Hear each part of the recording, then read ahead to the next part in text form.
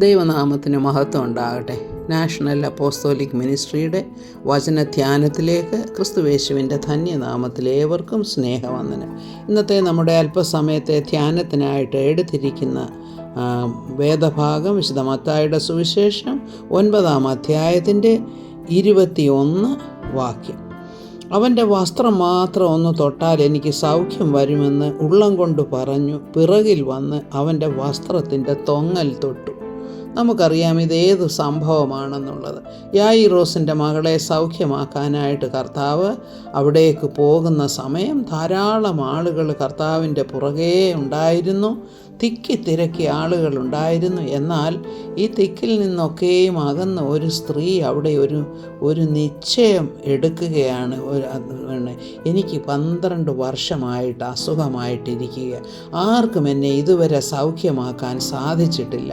ഞാൻ അനേകം ഡോക്ടർമാരെ കണ്ടു, ഞാൻ ഇതിനു വേണ്ടി ചെയ്തു, എൻ്റെ പണം മുഴുവനും ഞാൻ എൻ്റെ സൗഖ്യത്തിന് വേണ്ടി ചെലവഴിച്ചുവെങ്കിലും എന്നെ സൗഖ്യമാക്കാൻ ആർക്കും കഴിഞ്ഞില്ല. എന്നാൽ ഒരുവനുണ്ട് എന്നെ സൗഖ്യമാക്കുവാൻ എന്നുള്ള ഒരു തീരുമാനം അവൾ എടുക്കാൻ കാരണം അവൾ പലരിൽ നിന്നും കർത്താവിൻ്റെ അത്ഭുത പ്രവൃത്തികളും കർത്താവിൻ്റെ നല്ല വാക്കുകളും ഉപദേശങ്ങളും എല്ലാം കേട്ടു. ഡയറക്റ്റായിട്ട് കേൾക്കാൻ അവൾക്ക് അനുവാദമില്ല. കാരണം ആരെങ്കിലുമൊക്കെ ചെന്ന് പറഞ്ഞതാണ് അവളോട്. അപ്പോൾ അവളോട് ഈ സുവിശേഷം മറ്റാരോ ചെന്ന് പറഞ്ഞതാണ്. കാരണം അവൾക്ക് പുറത്ത് വന്ന് സ്വന്തം ഇഷ്ടമുള്ളിടത്തൊക്കെ നടക്കാനോ ആരെയെങ്കിലും കാണാനോ അവൾക്ക് അനുവാദമില്ല. കാരണം അവൾ അശുദ്ധയായ സ്ത്രീയാണ്. കഴിഞ്ഞ 12 വർഷമായിട്ട് രക്തസ്രാവത്താൽ അവൾ പരവശയായിരിക്കുകയാണ്. അപ്പോൾ സമൂഹത്തിൽ നിന്നും അകന്നു കഴിയുന്ന ഒരു വ്യക്തിയാണെങ്കിലും ചിലരൊക്കെ അവളോട് ചെന്ന് കർത്താവിൻ്റെ അത്ഭുത പ്രവൃത്തികളെക്കുറിച്ച് പറയുവാനിടയായി. അവൾ ഹൃദയത്തിൽ ഒരു തീരുമാനമെടുക്കുകയാണ്. എനിക്ക് ഈ റബിയെ കാണണം, എനിക്ക് യേശുവിനെ കാണണം, ഈ കർത്താവിനെ കണ്ടാൽ ഞാൻ തീർച്ചയായും സൗഖ്യമാകും. ഇനി എസ്തേർ പറഞ്ഞതുപോലെ ഞാൻ മരിക്കുന്നെങ്കിൽ മരിക്കട്ടെ എന്ന് വേണമെങ്കിൽ അവൾ ഉള്ളിൽ ചിന്തിച്ച് കാണും.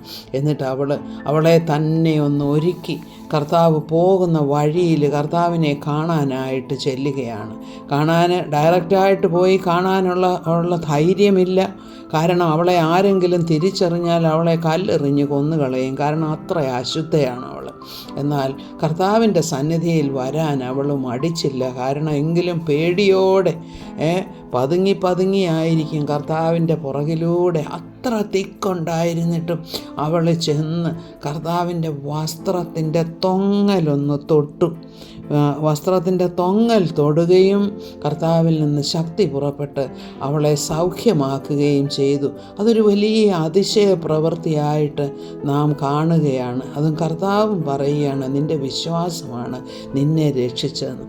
എന്നാൽ ഇതിന് ആധാരമായിരിക്കുന്ന ഒരു വചനഭാഗം പഴയ നിയമത്തിലുണ്ട്. സംഖ്യാപുസ്തകം 15-ാം അധ്യായം 38-39 വാക്യങ്ങൾ നമ്മൾ വായിക്കുകയാണെങ്കിൽ കർത്താവ് അവർക്ക് ഒരു ഉപദേശം കൊടുക്കുന്നുണ്ട്. പുരുഷന്മാരൊക്കെയും ധരിക്കുന്ന മേൽവസ്ത്രം, അതായത് നമ്മൾ ഇന്ന് പറയുന്ന പോലെയുള്ള ഷോള്, അത് മറ്റു വസ്ത്രങ്ങളൊക്കെ ധരിച്ചതിന് ശേഷം പുറത്തിടുന്ന ഷോളാണത്. ആ ഷോളിന് എങ്ങനെയായിരിക്കണം അത് ഉണ്ടാക്കേണ്ടത് എന്നുള്ള കാര്യം കർത്താവ് അവർക്ക് പറഞ്ഞു കൊടുത്തു. അതിങ്ങനെയാണ്: നീ ഇസ്രായേൽ മക്കളോട് പറയേണ്ടത് എന്തെന്നാൽ അവർ തലമുറയായി വസ്ത്രത്തിൻ്റെ കോൺതലയ്ക്ക് പൊടിപ്പുണ്ടാക്കുകയും കോൺതലയ്ക്കിലെ പൊടിപ്പിൽ നീല ചരട് കെട്ടുകയും വേണം.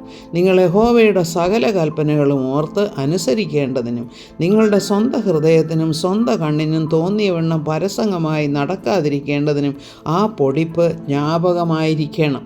അപ്പോൾ ഈ വസ്ത്രത്തിൻ്റെ പൊടിപ്പെന്ന് പറയുന്നത് ദൈവത്തിൻ്റെ ന്യായപ്രമാണത്തെയും ദൈവത്തിൻ്റെ വചനത്തെയും ദൈവത്തിൻ്റെ കരുണയെയും പ്രഖ്യാപിക്കുന്ന ഒരു വസ്തുവായിരുന്നു യഹൂദന്. അപ്പം യഹൂദ റബിയാണ് കർത്താവ്. അപ്പോൾ ഈ യഹൂദ റബിയായ കർത്താവ് ധരിച്ചിരുന്ന വസ്ത്രം ഇനി എന്താണെങ്കിൽ തന്നെയും ഈ നിയമമനുസരിച്ച് തൊങ്ങലുള്ള വസ്ത്രമാണ്. അപ്പോൾ അത് തന്നെയുമല്ല, ആ തൊങ്ങലിൽ നീല ചരടുമുണ്ട്. നീല എന്ന് വെച്ചാൽ കർത്താവിൻ്റെ ദൈവീകത്വത്തെ കാണിക്കുന്നതാണ്. അത് ആ കളറിൻ്റെ നമ്മൾ പഠിക്കുമ്പോൾ നമുക്ക് മനസ്സിലാകും. ദൈവത്തിൻ്റെ ആ ആത്മീയമായിട്ടുള്ള ആ ഒരു കളറാണ് നീല വസ്ത്രം. അല്ലെങ്കിൽ നമ്മൾ സമാഗമന കൂടാരത്തിൻ്റെ ഇതോ തിരശീലയൊക്കെ ഉണ്ടാക്കുന്നതിനകത്തുമൊക്കെ ഈ നീല ചരട് ഉപയോഗിക്കുന്നുണ്ട്. അപ്പോൾ അവൾക്കറിയാമായിരുന്നു ഈ റബി എന്നെ സൗഖ്യമാക്കാൻ കഴിവുള്ളവനാണ്.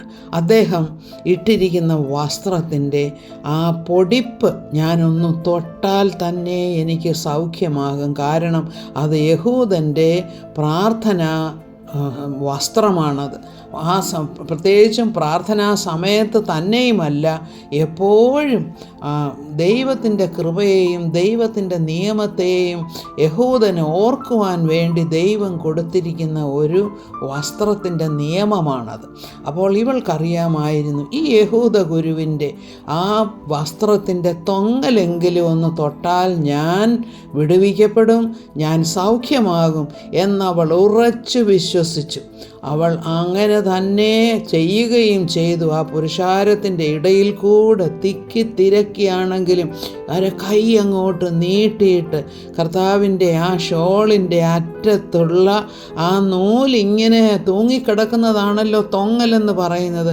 ആ തൊങ്ങലിൽ തൊടുകയും വലിയ വിശ്വാസം അവളിൽ സൗഖ്യമുണ്ടാക്കുകയും ചെയ്തു എന്ന് നമ്മൾ മനസ്സിലാക്കുന്നു. ഇതാണ് വാസ്തവത്തിലുള്ള വിശ്വാസമെന്ന് പറയുന്നത്. വചനത്തിലുള്ള വിശ്വാസം, ക്രിസ്തുവിലുള്ള വിശ്വാസം നമ്മെ സൗഖ്യമാക്കുന്നു. സകല മഹത്വവും കർത്താവിന് സ്തോത്രം.